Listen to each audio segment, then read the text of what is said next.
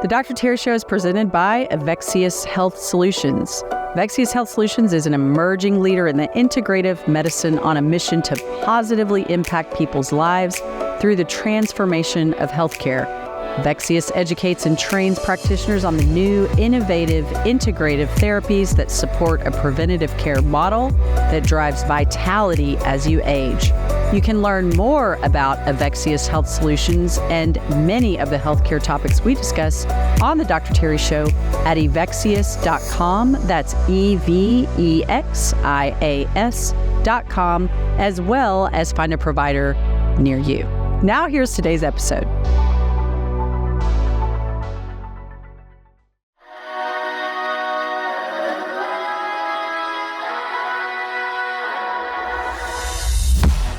Hey everybody, welcome back to the Dr. Terri Show. Today we are going to talk about probably one of the hottest topics in the medical world and even just the world because of its amazing, miraculous benefits for weight loss and diabetes. We're going to talk about the GLP-1 medications. You've heard of them. You probably know somebody on them. You may be on them yourself, or you may be thinking about going on them. Semaglutide, tirzepatide, Mounjaro. They come by many, many names, but there's several things that we might want to understand about them before we go on that journey, or if you're on the journey, some things that you might want to be aware of, some things that you might want to consider as you continue the journey. My friend James LaValle is back with me today to talk about these amazing medications, the GLP-1 receptor agonists. Join us in the conversation. All right, welcome back, James LaValle, with all the letters behind your name. I like LaValle better, by the way. I always felt really exotic and kind of cool so when you did that. So can I call you LaValle again? I'd love that. Okay. It'd be awesome. Jim LaValle, LaValle. Well, that's even getting that way out there now. Because I don't want people to think I'm French. Because I'm Italian. Oh, that's true. Just that straight would be up. a problem. Okay, yeah. I won't say LaValle. Yeah. That could be Spanish, though. But still, you're Italian. You're very proud of your heritage. I sure am. So we ended, the first conversation with you talking about diet and inflammation. Yep. And it's such a big one. We talked about box breathing as a way to calm down the nervous system. We talked about managing our stress and getting a good night's sleep as a way to kind of get out of fight or flight. And fight or flight, for people that don't really understand, it's just where your brain thinks it's constantly being chased by a tiger, right? And That's right. And it can cause a lot of problems. So we talked a lot about that in the last show together. But today I want to talk about diet, but in a different way. I want to talk about the ever popular and famous miracle drug, and it truly is. I will tell Agreed. you. What they call the GLP-1 receptor agonists. They come by many names, but many brand names, but generically semaglutide, tirzepatide, new one in FDA trials, retatrutide, if I'm saying it right. So I want to talk about that because so many people are on them and so many clinicians are prescribing them. And in my practice, I've seen it done not really great. Because it's being treated in a lot of clinical offices as just another prescription. Right. But it really has a lot of, although truly miraculous for many people, we have a lot of stories. But also I've had some tragic stories from patients being treated by other clinicians that didn't really understand it. So I want to educate our audience because I would venture to guess a lot of our audience are on some of these semaglutides and, by the brand names and whatever they are, Ozempic, and there's a Wegovy and Rybelsus, and there's so many. And, and I think about, the story I've heard about your brother so many times, and I wonder what would have happened had we had those. Oh. Can you imagine? Yeah. So let's just, talk about what are they? What does GLP-1 RA mean in the first place? And then, kind of how it's working in the body. And then let's get into kind of some of the more practical stuff of just some things to pay attention to. But I'll just let you run with it. Sure. So GLP-1s are revolutionary. All right. Agreed.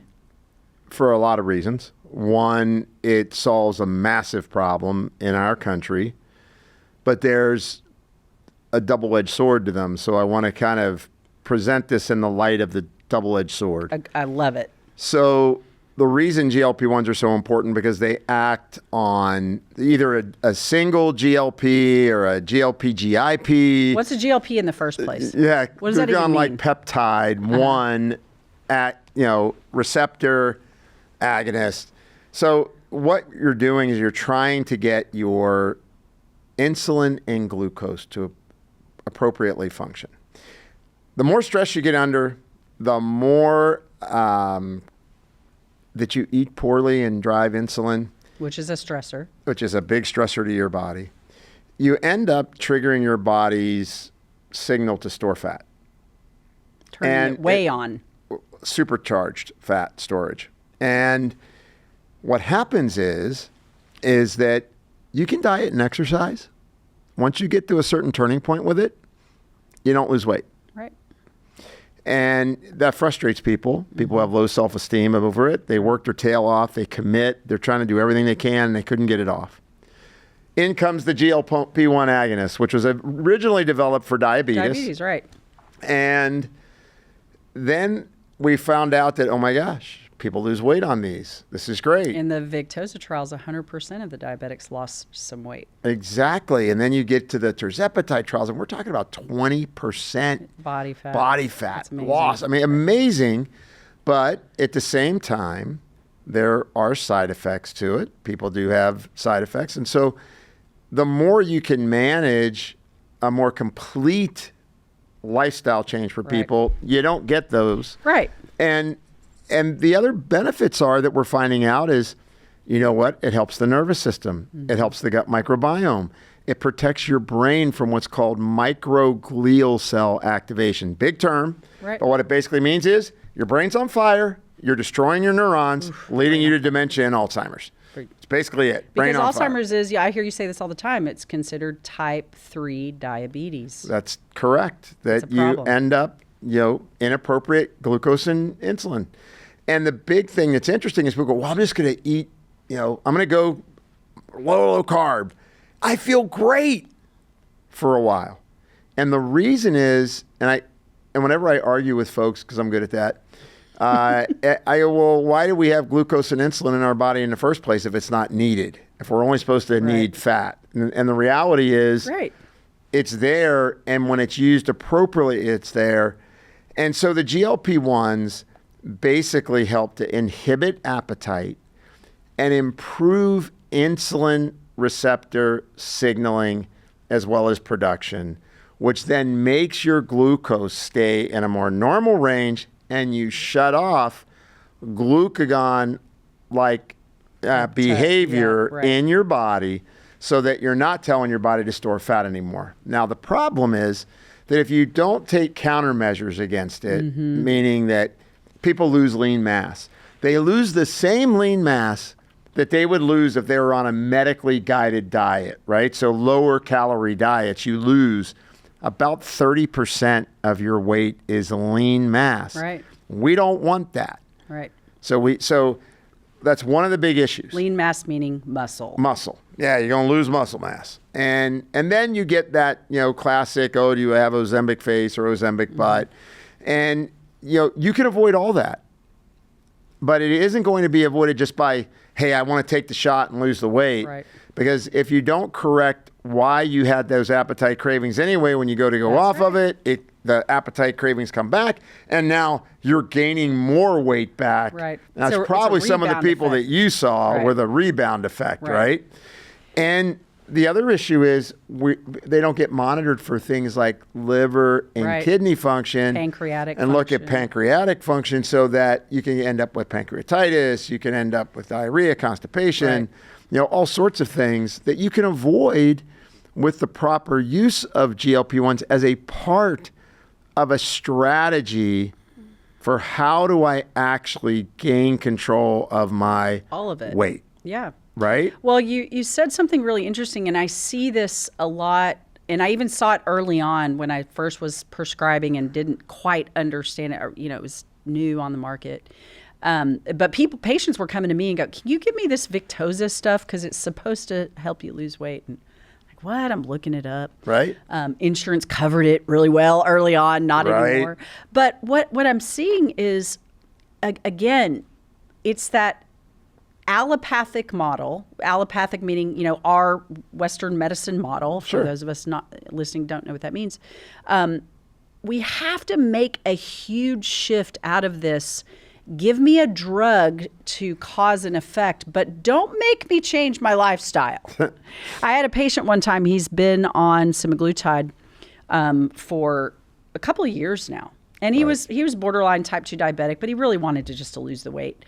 So it had a double effect. It was, he lost the weight. And he comes to me about, 6 months ago, and he goes, I don't think this is working anymore because I'm not losing any more weight. In fact, I'm gaining weight. You just said it. And he goes, what's going on? And I said, well, you need an elbow brace. And he goes, what do you mean an elbow brace? I'm like, so you can't get the fork to your mouth. You need an elbow brace. Yeah. And he looks at me and then he laughs. He goes, so I'm eating too much. It's like, yeah, you can eat through the appetite suppressant. You can eat through. So talk about that. You can eat through bariatric surgery. So yeah, exactly. I mean, they take they cut out most of your stomach and people will eat through that. And the same thing. His wife was on it and she wasn't losing weight as fast. Of course, men always lose the weight faster. They drop it fast and it's like he's lost 20 pounds and I've lost 2, and so I sit down, I'm like, okay, well, let's talk about, what are, give me a daily breakdown of your thing. And she finally admitted she's addicted to Dr. Peppers. Yeah. She's like, I drink 6 to 8 a day. I'm like, you're just pouring sugar actually in. Making it worse. Yeah, you're making it worse. So talk a little bit about that because I think that's a misconception. People think, I can just do the shot and then live my life. Well, a big example of that was several years ago was the HCG diet craze. Now, I actually had my 4th year medical students when I was faculty at University of Cincinnati in the medical school as adjunct faculty and was there at the pharmacy school as well. I had them do a white paper on HCG diet. And it did work. But what we saw clinically, like in practice, people would say, it's time for me to put on a swimsuit. I'm going to do the HCG diet so I look good for summer. And then summer leaves, the weight comes back on. The rebound weight comes back on. And remember, when you do a low-calorie diet, no matter how you do it, you're going to lose lean mass. And that means you're losing metabolic efficiency because muscle burns way more calories than fat. Because then what's happening? Their metabolism slows way down. Exactly. Right? And then when they start eating again, they've got this sluggish metabolism. That's it. And then they come back and do it again, and do it again. Then eventually it's no longer effective. That's what I fear for people that are just using, whether it's Victoza or it's using, Manjaro or whatever, semaglutide, tirzepatide. It's that if all you do is rely on that and you don't exercise. Right. Because one, if you exercise, you're going to really mitigate that lean mass loss. You're going to protect your muscle. Right. Because, a lot of people don't realize, I always talk about muscle quality. Mm-hmm. You want the muscle, and I know this sounds odd, but the muscle of like horse meat. It's very dense, very solid. I gotcha. Not A5 Wagyu. Yeah, buttery. Which is buttery. It's so yummy. Right, but that is the muscle that gets made. They actually do body scans of muscle now called an OMA scan. And it looks at whether you're marbled or you'd be a good steak lean. Or not. No, exactly. And I know that sounds odd, but actually when I talk to that with clients, they go, it makes sense. That makes sense. Okay, I get it. I don't want. Is it because they're not exercising or doing enough weight training? Like, why? What would marble your muscle? It's actually because when people with diabetes, they start to turn on certain pathways that make them put more fat in their muscle and are unable to maintain their lean muscle.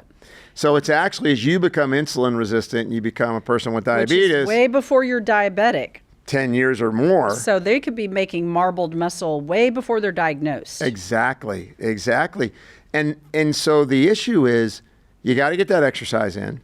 And yes, you're going to need to change your diet so that you can actually one day have better habits. Right. Create a lifestyle that you don't need to be on, a GLP-1 forever.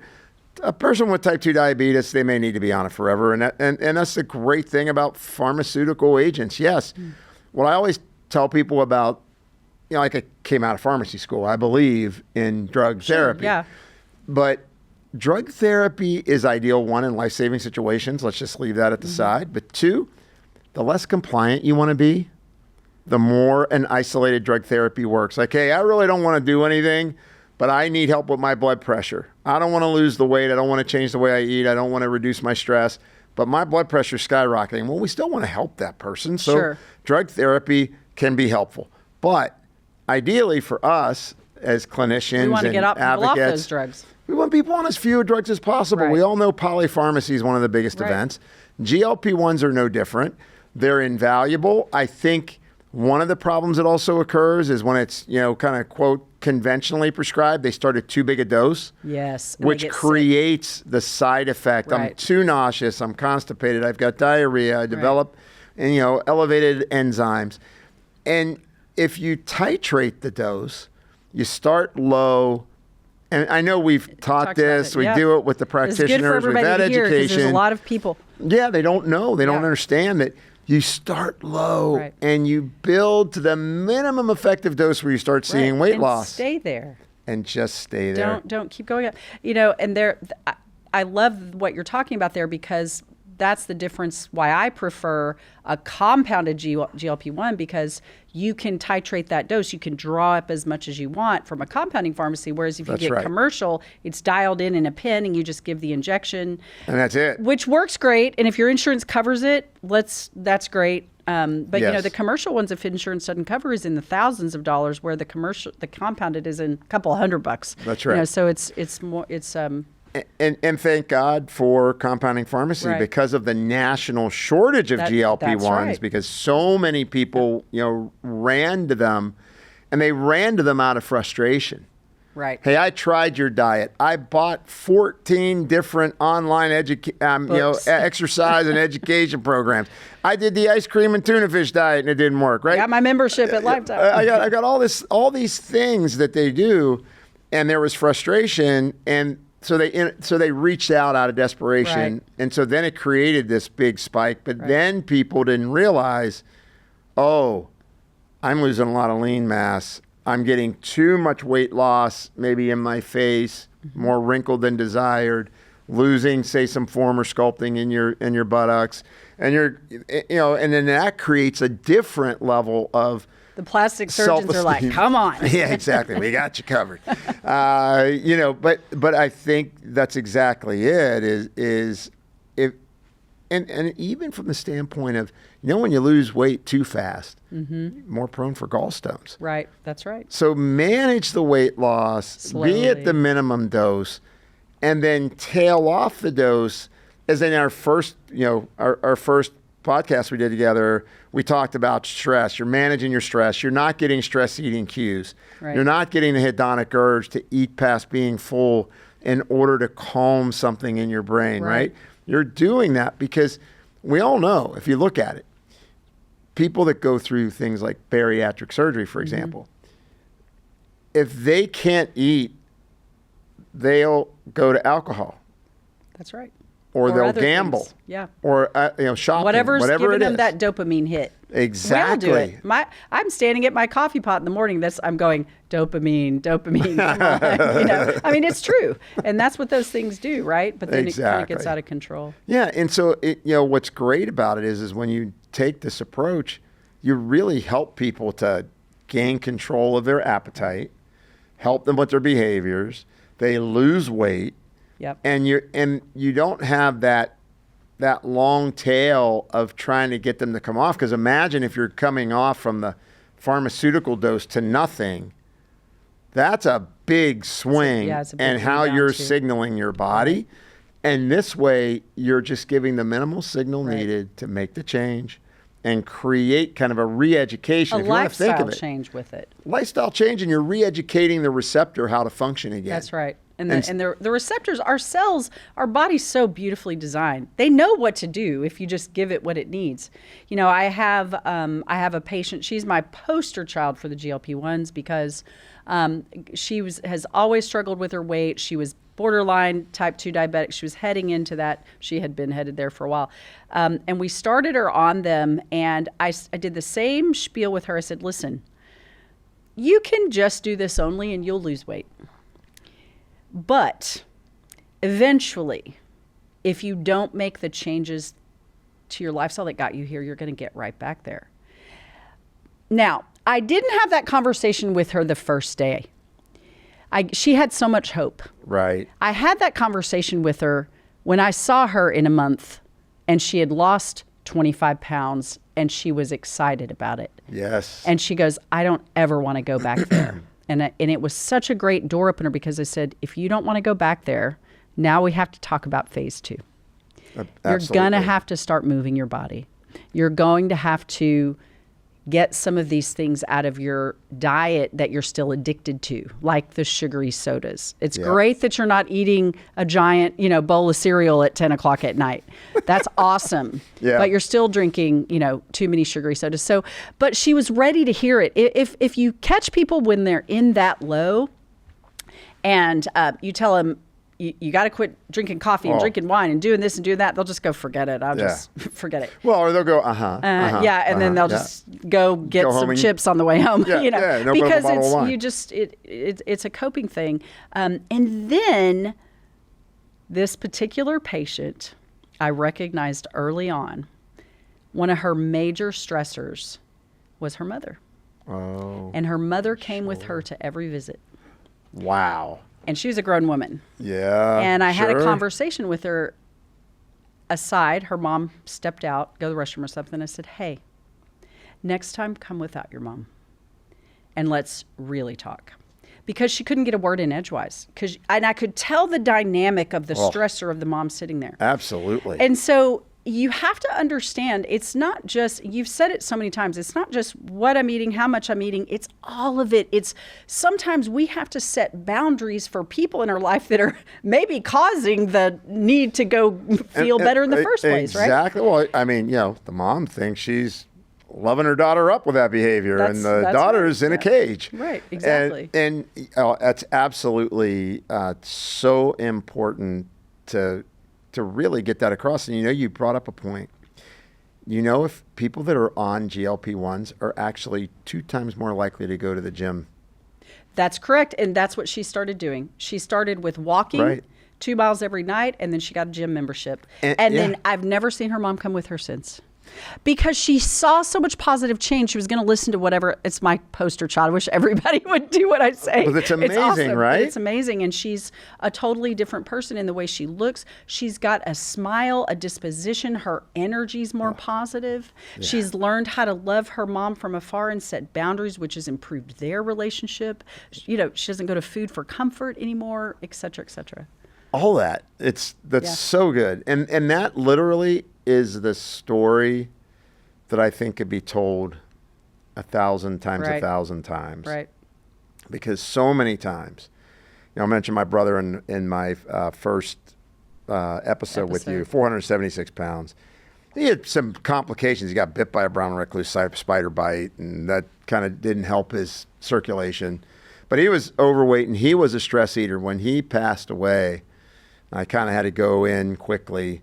I went into the garage. There was a stack of like 25 pizza boxes. Yeah. He had trouble with stress eating his whole life. Right. I mean, he just, and such a gentle guy that wanted to help everyone, but there wasn't that understanding. I mean, I eventually got him to lose some weight, but it was tough because of that. It's like the dynamic experiences of him and our mother. Yeah. Him having to live next door to her. Right. It was very interesting, and I think you're right on with that. How important it is to understand that it's like everything. We are past the thought now. Other than in acute episodes, we all know drugs save people's lives acutely.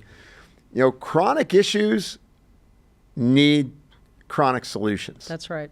And That's chronic, good. Yeah, I like that. Right, and it's about what is the family dynamic. Right. Is there something? It could be work. Right. It doesn't have to be that, right? And sometimes it's something buried deep from your childhood. That's right. You don't even know, right? So, and with the GLP-1s, what I really love about it is exactly what you said about that your poster child, that woman, that it gave her hope. That's right. When I lost some weight for the first time I now have hope. Yep. I am now empowered. And I think that's why the GLP-1s, if I think there's a golden lining around the gray cloud, because there is a lot of misuse of That's it still. right. And we're going to talk you can about go that. on every street corner and, pretty soon you'll be able to go in where you're getting gas and sign up for your GLP-1s, right? I mean, We have to talk about that. Yeah, it's so important, right? But there is that golden, shiny lining around that gray cloud that, when done right, people get back hope. In her case, when you get back hope and you start feeling good about yourself, Right.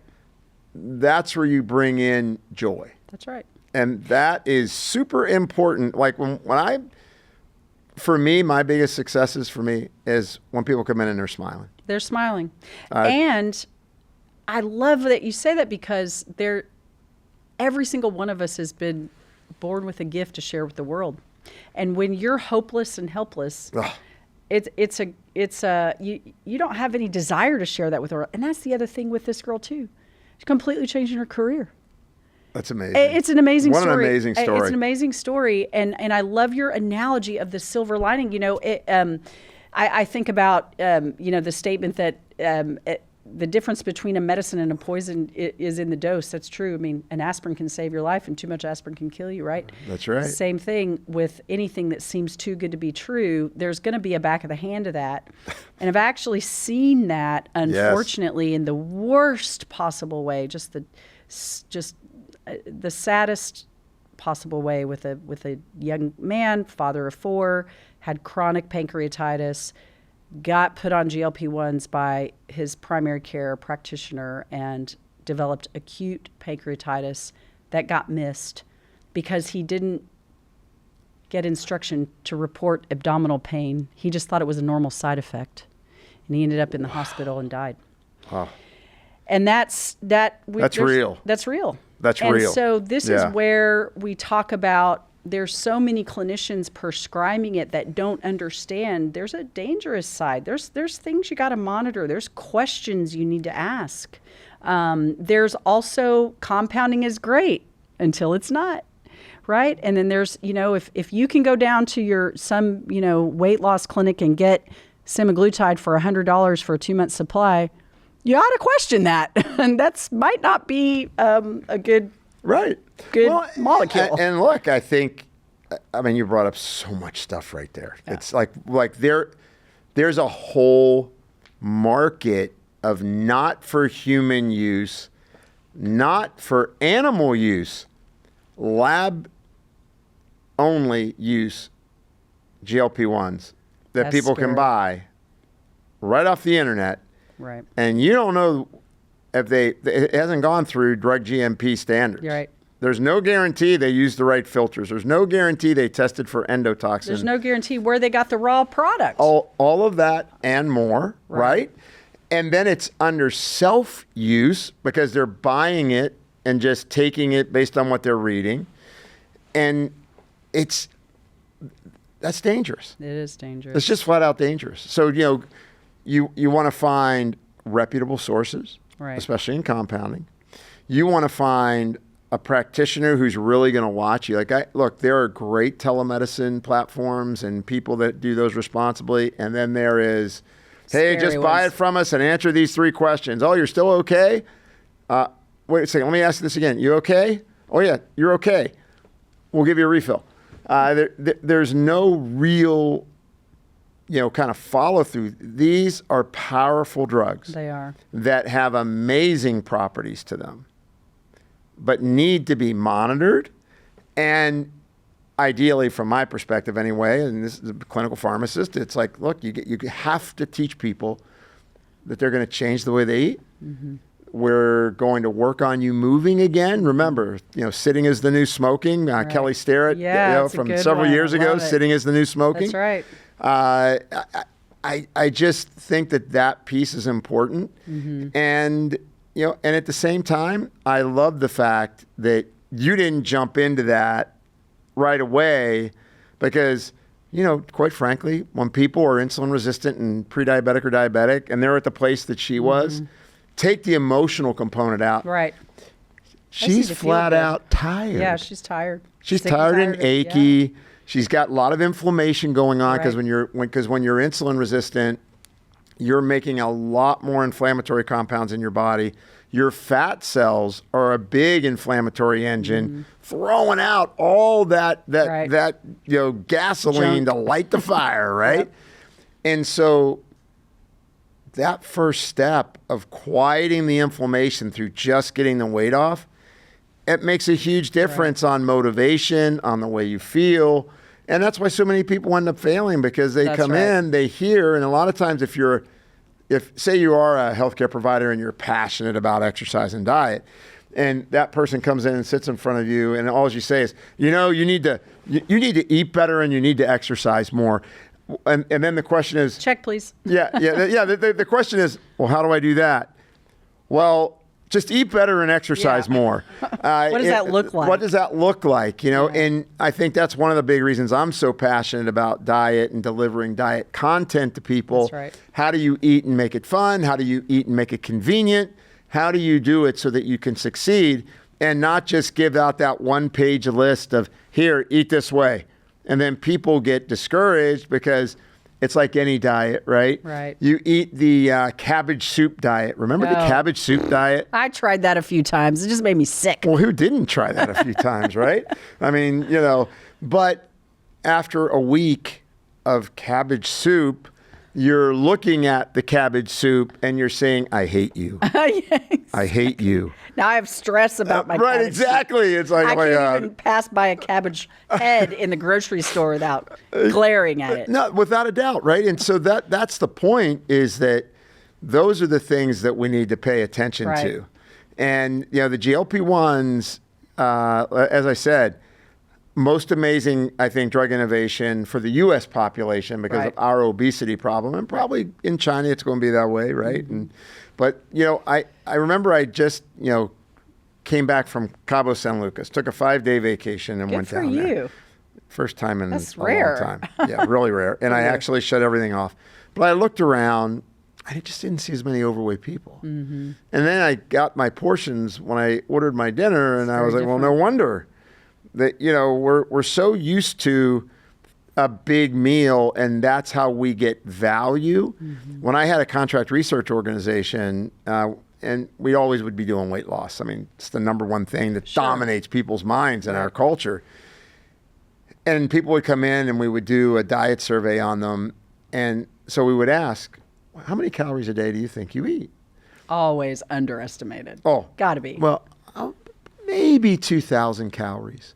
And then we would have our dietitians do the dietary intake survey, 4,000 calories, double the calories. And I think once again, we think we're still plowing fields. Right. A lot of people end up getting their golf cart to go down and get their mail. They don't even, they don't even walk to the end of their driveway nowadays.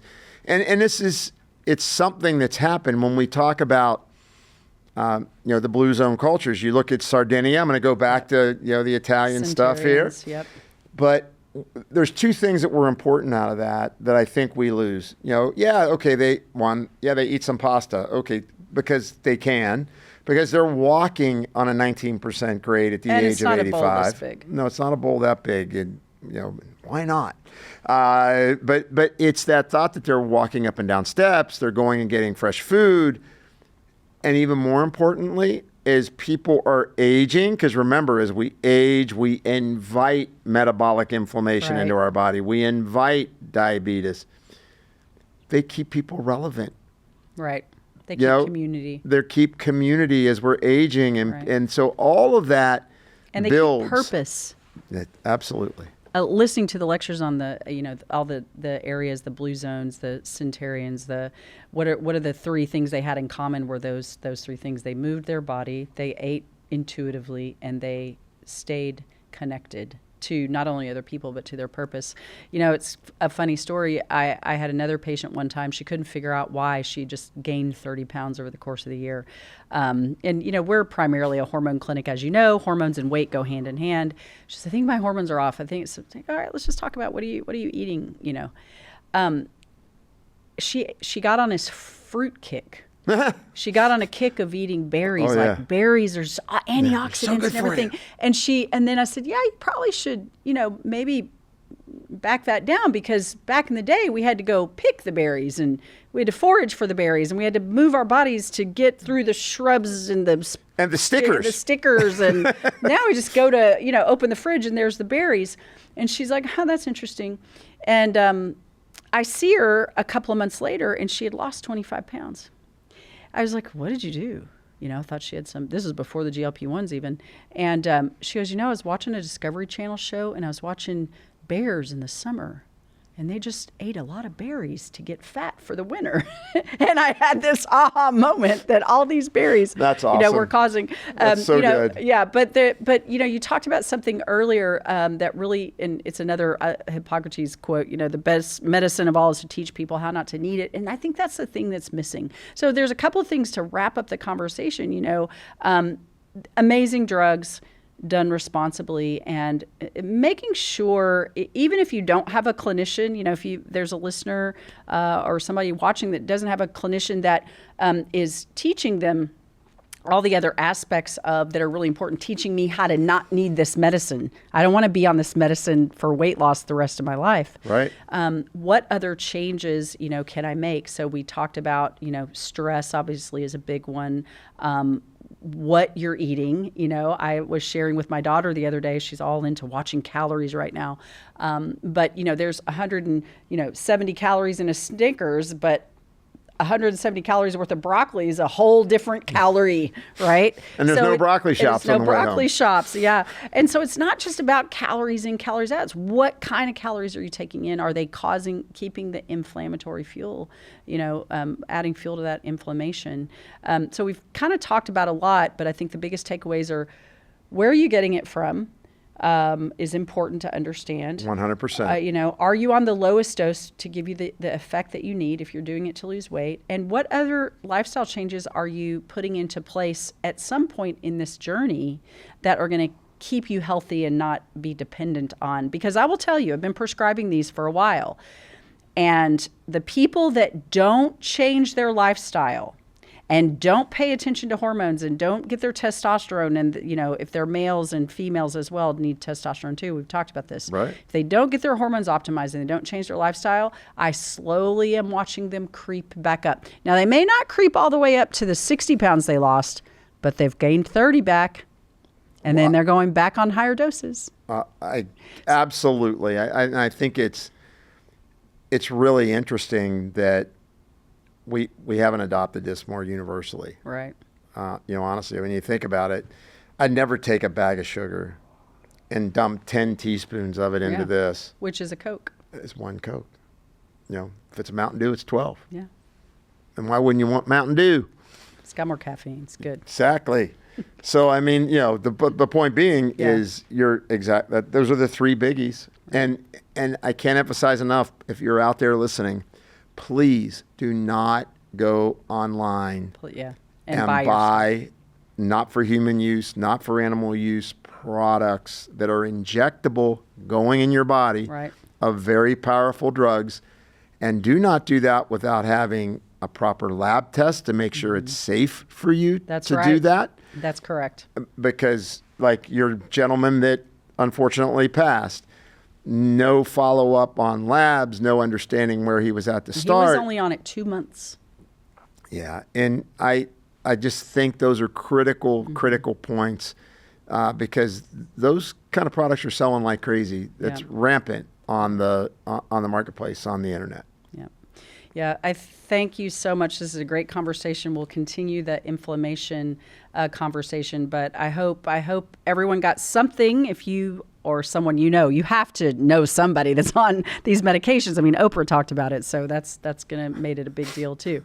But really, take these things into consideration. Vet, if you're getting it from a compounding pharmacy, vet the compounding pharmacy. Are they legit? Are they following all the good manufacturing practices? Are they up to speed on all of their board certifications and all those things? It's really important. And telemedicine is great, but really somebody needs to sit and look at you and listen to your heart, listen to your lungs, take your blood pressure, and really do a full assessment because, like we said, it is a powerful molecule, miraculous in many, many cases when it's done right. Thanks for joining us today. Hope to see you next time.